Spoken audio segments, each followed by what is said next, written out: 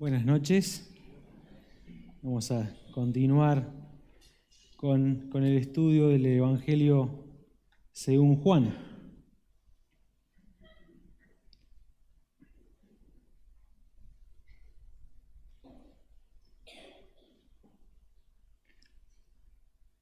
Ahí me hacían recordar, mientras ustedes lo buscan, el concurso de este sábado.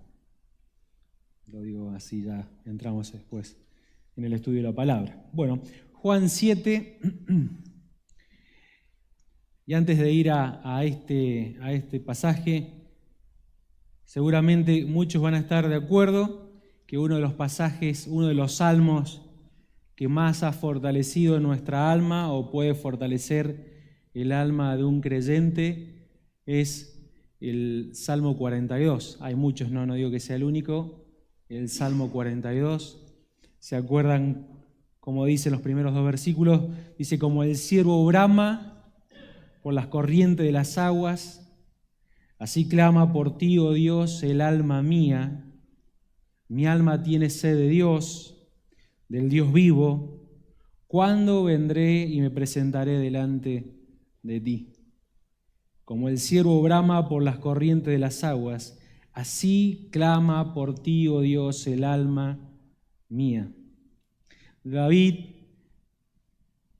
está diciendo que como un ciervo tiene la necesidad de ir hacia el arroyo, ir hacia el agua, tiene esa necesidad y por lo tanto brama por agua, él está diciendo de la misma manera que en un ciervo por el agua, así está mi alma de sed, pero no por agua física, sino por la sed de Dios, de la presencia de Dios. De la misma manera que un ciervo necesita el agua para vivir, de la misma manera, dice David, yo necesito saciar mi sed con la presencia de Dios.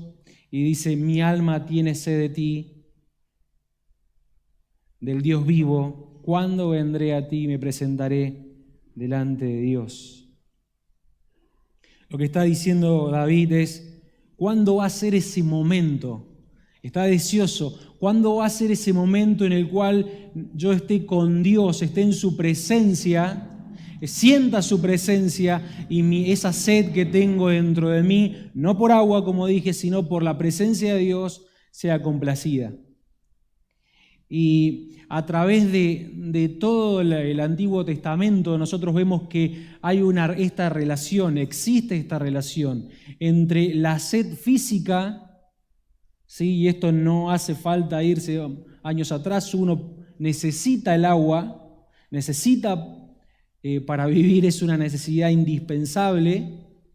Pero lo que enseña la Biblia, como el hombre como un siervo tiene esta necesidad, el hombre tiene una mayor necesidad que es la presencia de Dios. Y esto es lo que vamos a ver en esta noche. Esto vamos a ver que en Cristo podemos saciar esta sed que el hombre tiene, una sed que va mucho más allá de un río físico, que es la sed de Dios. Resumiendo lo que hemos visto hasta ahora, nosotros hemos considerado este capítulo, el capítulo 7. El capítulo 7 de Juan, ahora sí vamos a Juan, abarca todo lo que fue la fiesta de los tabernáculos, y ya los hermanos han ido compartiendo, ¿no? En el primer versículo ustedes se acuerdan que no fue con sus hermanos, el Señor Jesucristo, sino que fue después y subió a Jerusalén.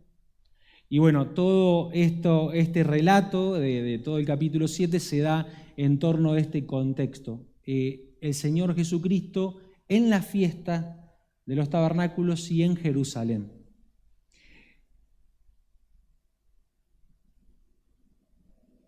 Sería importante, y lo menciono ahora porque ya después van a ver que no va a ser de utilidad, pero lo menciono antes de leer el capítulo. Es importante que yo les mencione o mencionemos o consideremos juntos el contexto geográfico también de Jerusalén. Y ya van a ver después que tiene sentido esto. La ciudad, el país de Israel o Israel como nación tiene de norte a sur un río que es el río Jordán. Ustedes se acuerdan que comienza en el monte Hebrón, y es lindo la geografía de Jerusalén, de Israel, porque tiene también, como nosotros, varios climas en un territorio muy chiquito. Entonces en el monte Hebrón está un monte y hay nieve, y por medio del deshielo se produce, o se genera, mejor dicho, lo que es el río Jordán, que desemboca ¿en qué mar? Si vamos estudiando en estos días, en el mar de Galilea, en el lago, para nosotros sería el lago de Galilea, y lo llamativo es que este río va como trayendo una cantidad de minerales que hace que Galilea sea muy rico. Para nosotros es algo muy raro, para el contexto de nosotros donde vivimos, pero en los tiempos del Señor Jesucristo, alrededor del mar de Galilea, del lago de Galilea, estaba tan lleno de minerales que habían muchos peces, y si ustedes se acuerdan, muchos de los discípulos del Señor Jesucristo se dedicaban a eso. Y no era uno, sino que era varios, o sea, todo el comercio de Galilea, de Cesarea, todo eso giraba alrededor de este lago. Pero el agua pasaba, ustedes se lo van imaginando, de norte a sur, pasaba por el mar de Galilea, de este lago de Galilea, y el río seguía cuesta abajo hacia el sur y desembocaba en lo que era el Mar Muerto. El río Jordán era un río que traía mucha vida, que daba mucha vida, como hemos mencionado, del mar de Galilea, pero no podía contra el Mar Muerto, donde habían muchas sales, y se terminaba desvaneciendo. Y vamos a ver después, una de las cosas que mostraban que era un mar muerto era que no había vida. No había vida, no había peces, no era parte del desierto. Entonces, esta es más o menos la geografía de la nación de Israel. ¿Se acuerdan? Del monte Hebrón al norte, desciende, va por deshielo hacia un lago, el mar de Galilea. Del mar de Galilea sigue hacia el sur este río, el río Jordán, y desemboca en lo que nosotros conocemos como el mar Muerto. Ahora, la ciudad de Jerusalén, la ciudad que estamos considerando, que está el Señor Jesucristo en el contexto de este capítulo 7, no estaba alrededor del río, y mucho menos estaba alrededor del lago de Galilea. ¿Se acuerdan ustedes? Si nosotros sabemos y esperamos un día, la ciudad de Jerusalén estaba puesta en un monte, ¿sí? Un monte muy importante para el pueblo de Israel, el monte en el cual espera un día al Señor Jesucristo, y en ese monte, ustedes se acuerdan, había una explanada y allí estaba el templo. Lo que quiero decir y por qué es importante es que aun cuando Israel tenía este río que daba mucha vida, al menos al mar de Galilea, la ciudad de Jerusalén estaba un poco aislada de este beneficio al estar en este monte. De hecho, habían muchos estanques en Jerusalén. Así que Jerusalén, podríamos decirlo, conocía la desventaja que era estar lejos de las corrientes de las aguas. Jerusalén estaba lejos de las corrientes de las aguas. Y en esta Jerusalén es que el Señor Jesús está acá. Vamos a leer en esta noche del versículo 37 al 44. Con esto en mente hemos pensado, y ya vamos a ver, como les decía, la importancia que esto tiene. Una ciudad lejos de las corrientes del agua. Dice que en el último y gran día de la fiesta, Jesús se puso en pie y alzó la voz diciendo: si alguno tiene sed, venga a mí y beba. El que cree en mí, como dice la Escritura, de su interior correrán ríos de agua viva. Esto dijo el Espíritu que habían de recibir los que creyesen en él, pues aún no había venido el Espíritu Santo, porque Jesús no había sido aún glorificado. Entonces algunos de la multitud, oyendo estas palabras, decían: verdaderamente este es el profeta. Otros decían: este es el Cristo. Pero algunos decían: ¿de Galilea ha de venir el Cristo? ¿No dice la Escritura que del linaje de David y de la aldea de Belén, de donde era David, ha de venir el Cristo? Hubo entonces disensiones entre la gente a causa de él, y algunos de ellos querían prenderle, pero ninguno le echó mano. Vamos a dividir este pasaje en tres. En primer lugar, vamos a considerar la invitación de Jesús para calmar la sed. Después vamos a considerar las diferentes ideas que tenían las personas de Jesús. Y por último, vamos a ver la respuesta o una respuesta hacia la invitación de Jesús de venir a Él para calmar nuestra sed o para calmar la sed. Dice la palabra en el versículo 37, en el último y gran día de la fiesta. Estaba terminando la fiesta de los tabernáculos, como nos dice la palabra acá. Como les dijimos, todo el capítulo 7 abarca los 8 días que llevaba el tiempo de la fiesta de los tabernáculos. Si bien en el Antiguo Testamento nosotros vemos que eran 7 días, y al octavo día era una reunión de conmemoración, como concluyendo las 3 fiestas obligatorias que tenía el pueblo de Israel. Entonces ya no se los obligaba a estar en tienda, ya no se los obligaba a estar en cabaña, ya era algo más solemne. Pero como les decía, la fiesta tenía 7 días. A fines del mes de agosto, prácticamente en estos días, y a principios del mes se llevaba a cabo, a principios del mes de septiembre se llevaba a cabo esta fiesta. Lo importante o lo que nos puede interesar a nosotros es que aparte de los sacrificios que se llevaban a cabo en esos días y aparte del rito de los que vivían de lejos, estar a las orillas del templo haciendo cabañas o enramadas, y la gente ahí de Jerusalén subiéndose a los techos. Aparte de eso, había un rito en el cual se conmemoraba la provisión milagrosa de Dios a partir de darle el agua en el desierto al pueblo de Israel. ¿Sí? Entonces, una de las cosas que se hacía en esta fiesta era recordar que Dios, cuando ellos estuvieron en el desierto, nunca les faltó el agua. De hecho, se acuerdan que desde una roca, la roca que es Cristo, salió agua. No tan solo que se acordaban del pasado, sino que se ponían en el presente. Una de las cosas por la cual se hacía este rito era pedir por lluvia. Nosotros hemos visto que Jerusalén, de alguna manera, estaba como muy separado geográficamente de la provisión que daba el Jordán. Era muy seco Jerusalén.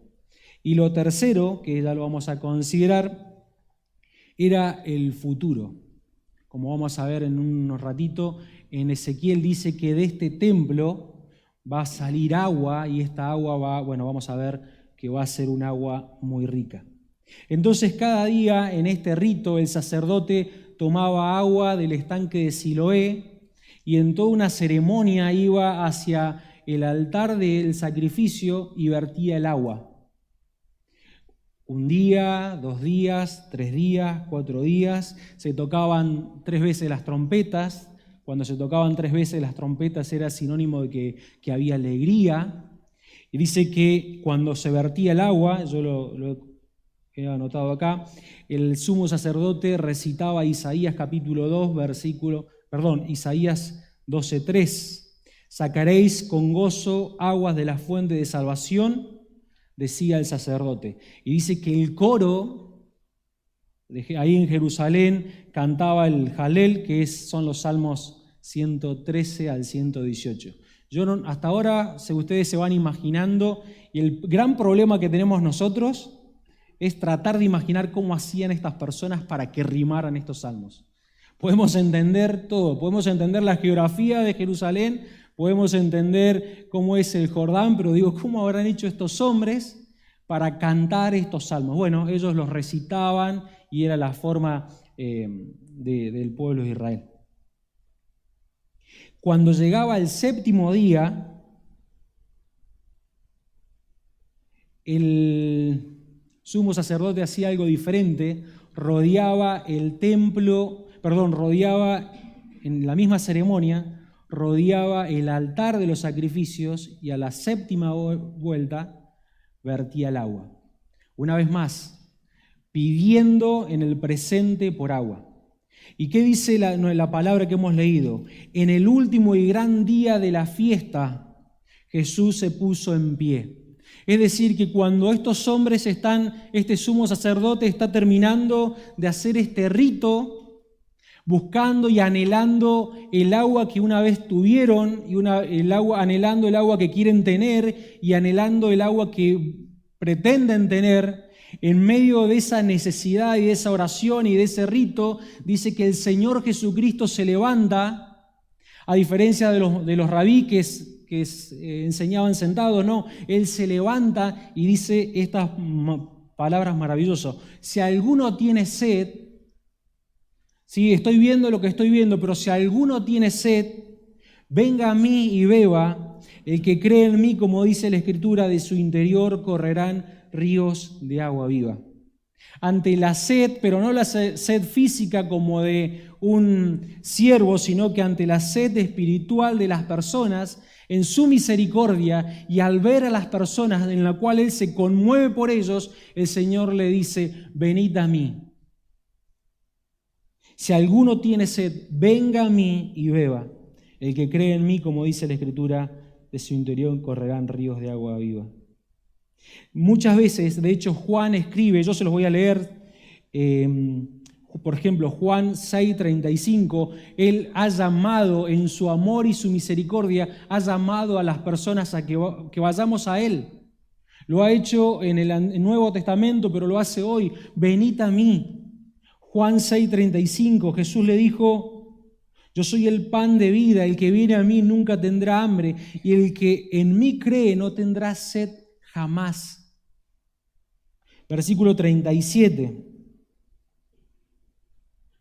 Todo lo que el Padre me da vendrá a mí, y el que a mí viene no le echo fuera. El que a mí viene no le echo fuera. Si había alguien en esa oportunidad, en ese lugar, terminando la fiesta, que iba al Señor Jesucristo, aún cargado de pecados como buen hipócrita israelita o de alguna manera siendo una persona promedio, pero si alguien tenía sed en esa oportunidad ante las palabras del Señor Jesucristo, tranquilamente podían ir delante de Él y Él no los iba a echar afuera. Él les iba a dar de beber esa agua de vida.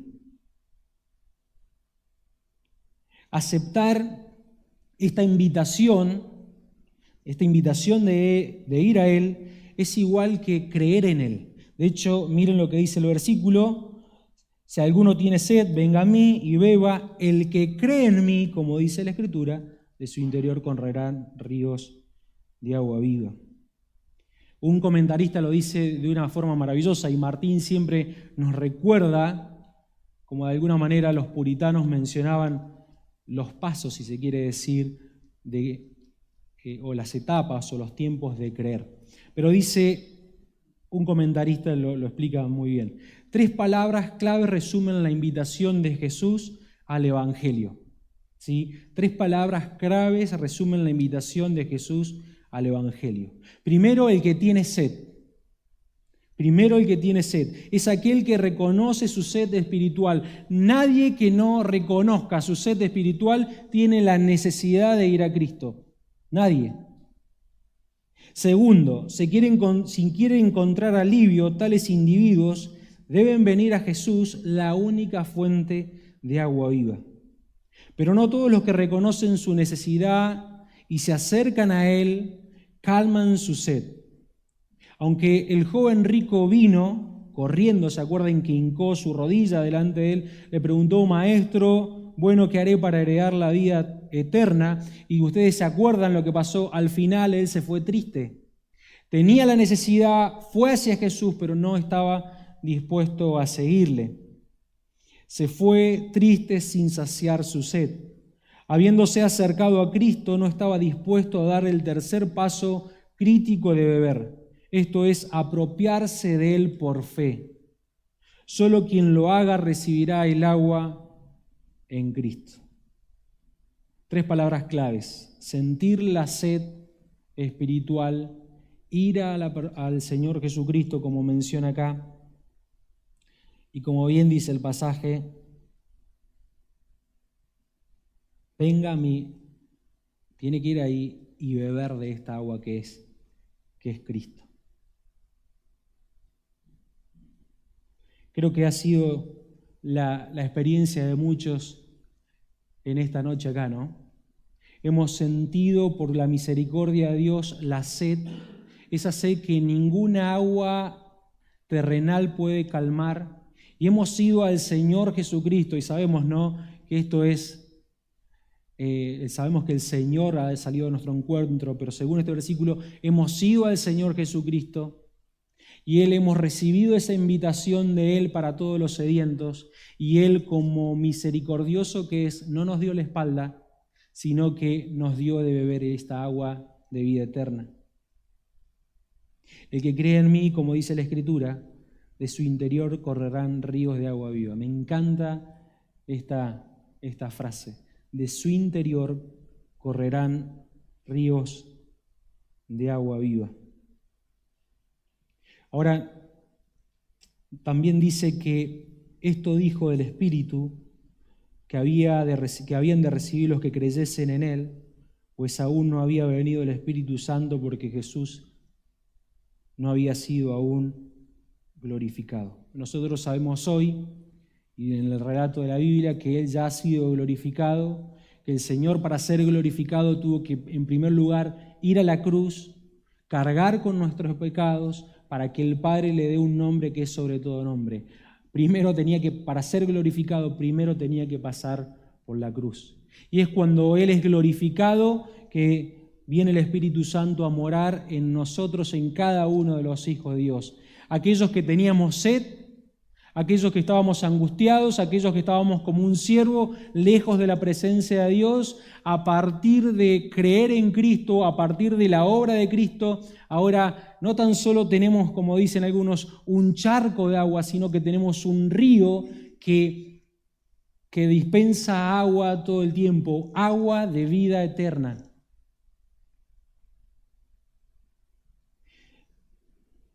Miremos Ezequiel capítulo 47, lo vamos a leer en la NTV si se puede. Por momentos, y en esta lectura rápida nos va a perder un poco, pero lo que está hablando es lo que va a pasar literalmente en un futuro, cuando el Señor Jesucristo venga. Dice Ezequiel 47, versículo 1, y vamos a leer al 12.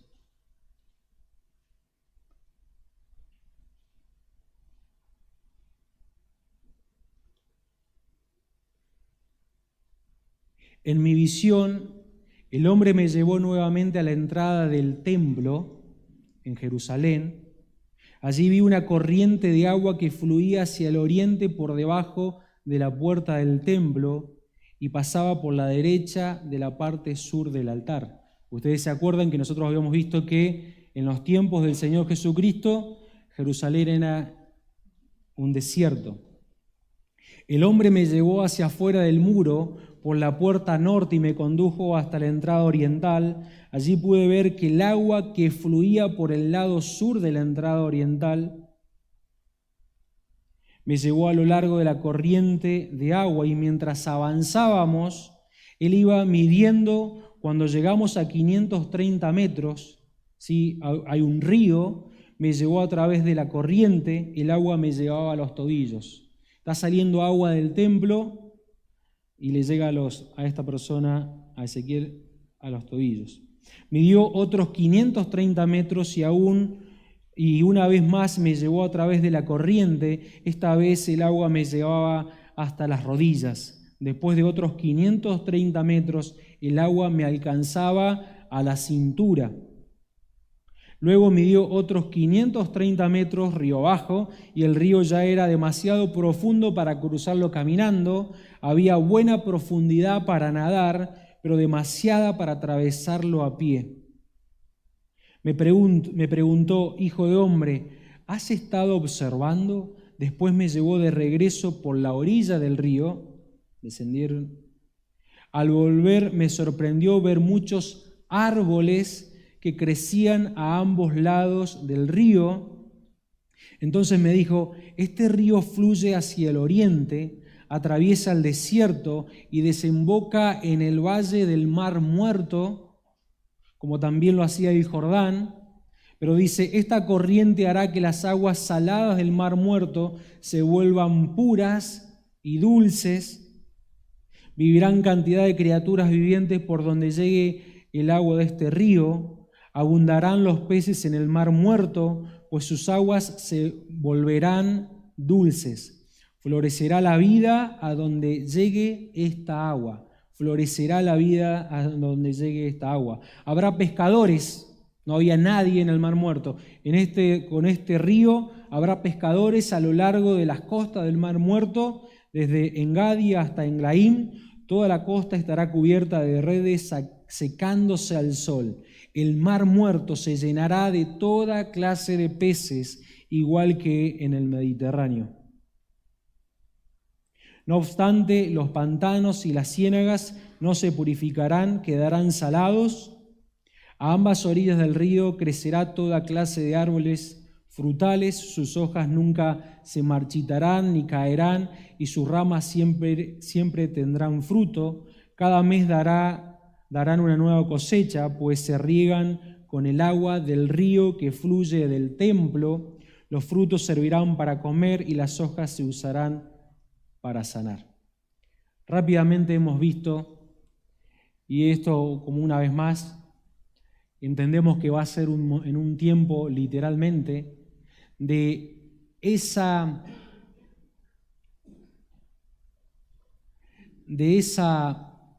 fuente que es el templo. ¿Se acuerdan que vimos Jerusalén era desierto, no había agua, solamente en estanques? Un día va a salir agua.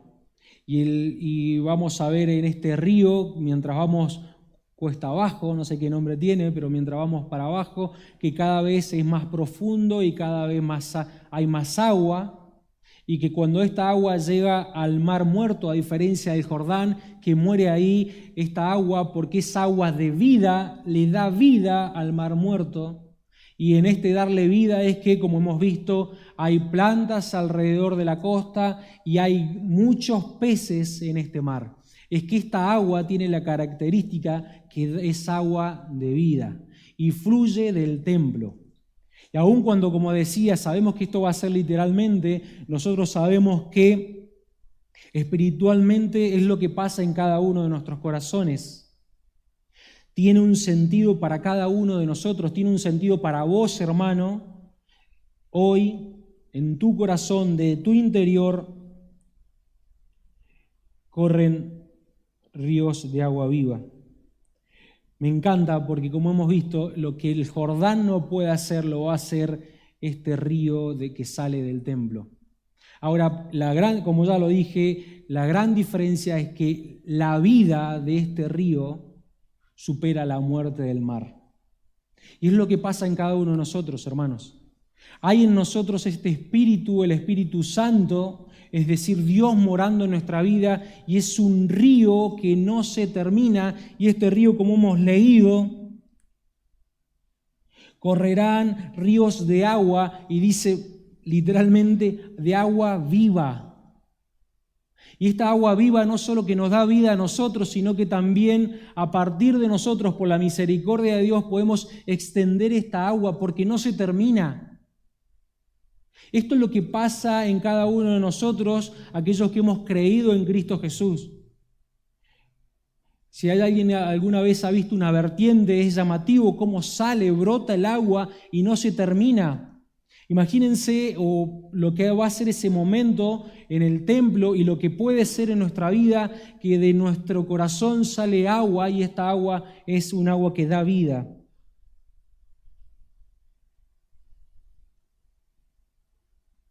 No tan solo para nosotros, una vez más, sino también para dar a los demás.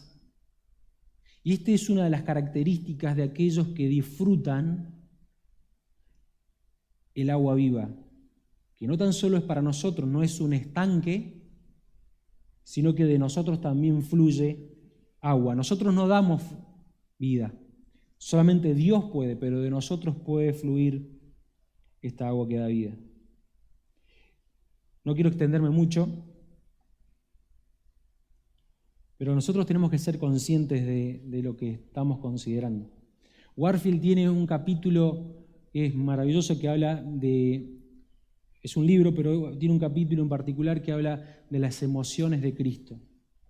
Y él dice, a partir de un estudio de versículos, que no lo vamos a leer, que aun cuando el Señor Jesucristo pasó tiempos de profunda agonía, y eso nosotros lo sabemos, aun cuando Él sufrió como tal vez ninguno de nosotros va a sufrir en esta vida, aun cuando Él sufrió, Él fue una persona que era, como portador de salvación, era una persona que vivía con carisma y alegría. Y bueno, Warfield cita muchos versículos para respaldar lo que él está diciendo. ¿Qué estoy diciendo? Que no es tan solo para el creyente tiene que ser una teoría que de nuestro corazón, de nuestro interior, corren ríos de agua viva, sino que tiene que ser una realidad, con las cosas pequeñas del día a día. Y me encanta pensar en el Señor Jesucristo como el portador de la salvación.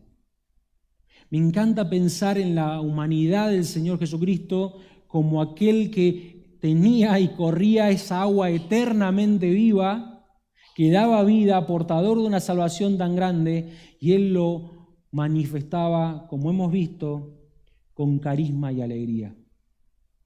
Muchas veces nosotros disociamos esto. Sabemos bien que somos portadores de vida, pero en el día a día somos... Y no digo, ¿no? Como hemos visto, obviamente que van a haber tiempos de angustia, tiempos de dolor. Lo que estoy diciendo es que como portadores de esta salvación tan grande, tenemos que manifestar que somos diferentes. No ser lo que no somos, pero sí manifestar que tenemos y de nosotros corren ríos de agua viva. ¿Cómo yo voy a hablarle a alguien si mi vida, por ejemplo, es una queja constante? ¿Cómo yo voy a hablarle a mis compañeros si vivo, no sé, de los 5 o 6 días que vamos a trabajar, 4 enojado, malhumorado? De nuestra vida, de nuestro interior, corren ríos de agua viva. Y como creyentes, muchas veces lo olvidamos esto. Como creyentes muchas veces olvidamos, y la pregunta que nos podríamos hacer, la pregunta que me hago, es cómo podemos volver a sentir esta frescura. ¿Cómo es que puedo yo volver a sentir este gozo que una vez sentí de que mi sed fue suplida con un agua eterna? Bueno, ahora vamos al segundo punto. Vamos a ir un poquito más rápido. El segundo punto era las diferentes ideas que tuvieron las personas a partir de lo que dijo el Señor, las diferentes ideas de Jesús. Dice que entonces algunos de la multitud, oyendo estas palabras, decían, verdaderamente este es el profeta. Otros decían, este es el Cristo. Pero algunos decían, de Galilea ha de venir el Cristo. ¿No dice la Escritura que del linaje de David y de la aldea de Belén, de donde era David, ha de venir el Cristo? Básicamente acá habían, al menos en el relato que hemos leído, 3 opiniones o 3 ideas diferentes de Cristo. Al menos 2 muy acertadas. La primera es que un grupo decía que es el profeta, y estaba bien acertado porque no dice un profeta, sino que el profeta, haciendo referencia a Deuteronomio 18. Otro grupo, con una idea más acertada, decían que este es el Cristo, y bueno, otro grupo que no entendió, ellos decían que no podía ser porque el Cristo tenía que venir de Belén. No lo vamos a explicar, pero nosotros sabemos que esto fue así. Pero la pregunta en estas tres ideas es, una vez más, ¿cómo puedo volver yo a sentir esa frescura de este manantial que corre en mi interior? Bueno, la presencia de Dios, ¿sí? La presencia de Dios, la presencia que anhelaba David, la presencia de Dios es mucho más que una idea de Dios, ¿sí? La presencia de Dios en mi vida, en el día a día, el conocimiento de experiencia, ese conocimiento del cual Pablo hablaba, es mucho más de la idea que yo pueda tener de Cristo. Y saben que muchas veces nosotros como cristianos tenemos una idea de Cristo. Sabemos quién es Cristo, sabemos que es el Mesías, sabemos que es el profeta, sabemos que es Cristo, pero es una idea. Con la idea no alcanza. O tarde o temprano nos vamos a olvidar. De hecho, es importante porque ahí en el versículo no nos hemos detenido, pero dice que cuando Él sea glorificado, dijo el Señor, iba a venir el Espíritu Santo. Y el ministerio principal del Espíritu Santo, o entre otros, es tomar del Señor Jesucristo y darnos a conocer a nosotros por medio de su palabra. Dijo, Cristo, el Señor tomará de lo mío y los hará saber.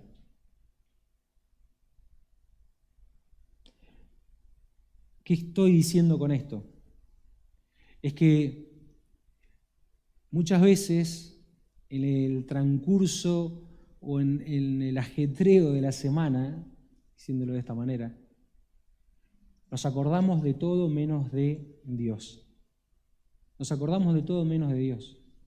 Nuestra mente está cautivada por todas las cosas, y no digo que están mal y no las tengo que dejar, pero hay lugar y hay agenda para todo, menos para Dios, para pensar en Dios, para considerar quién es Él. Rápidamente, les leo una cita, para mí una de las mejores, que escribió Tozer. Él dice, lo que viene a la mente cuando pensamos en Dios es lo más importante de nosotros. Lo que viene a la mente cuando pensamos en Dios es lo más importante de nosotros. Y sigue, la adoración es pura o fundada cuando el adorador recrea pensamientos elevados o no de Dios. El hecho más admirable de una persona o acerca de un hombre no es lo que en un momento dado pueda decir o hacer. Lo más importante del hombre es lo que en la profundidad de su corazón concibe de Dios. ¿Quién es Dios? Bueno, todos podemos decir, no, Cristo es mi Salvador. ¿Sí? Gloria a Dios. Ahora, una vez más, ¿quién es Dios? ¿Quién es Dios para tu vida?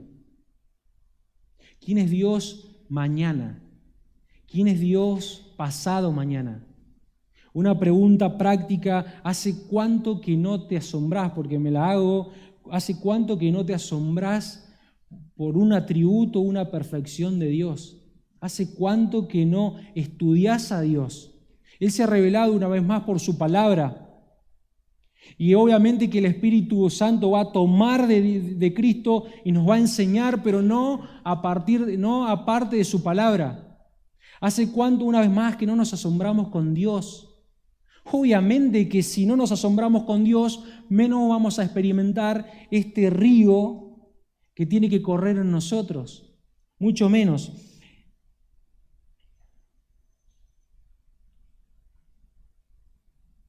Perdemos del disfrute de esta agua viva porque no disfrutamos a Dios.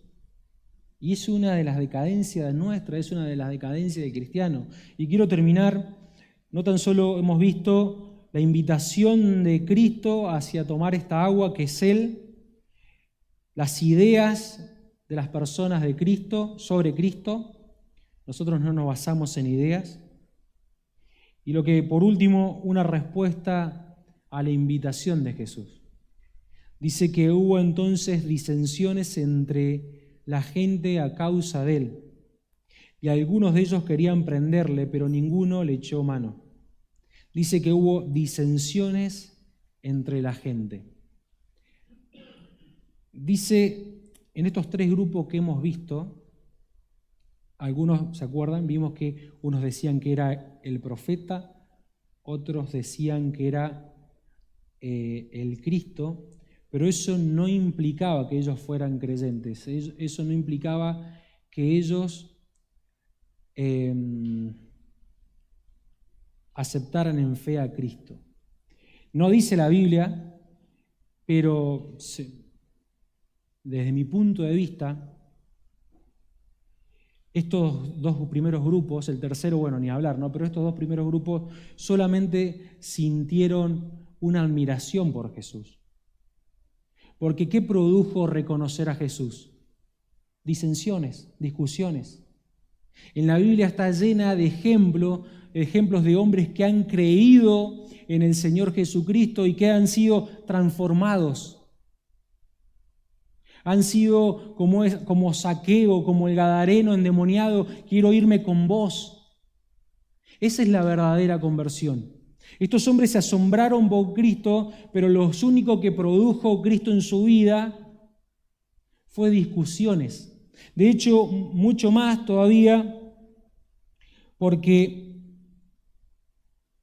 hay un grupo, dice que algunos de ellos querían prenderle. Obviamente que estos tenían autoridad para prender al Señor Jesucristo. Ellos también en ese día habían escuchado la voz del Señor Jesucristo invitándolos a venir a Él. Y aún así querían prenderle. En vez de estar desesperados como ese ciervo que brama por las corrientes de agua, en su vida había orgullo y pensaban que tenían autoridad sobre el Señor Jesucristo.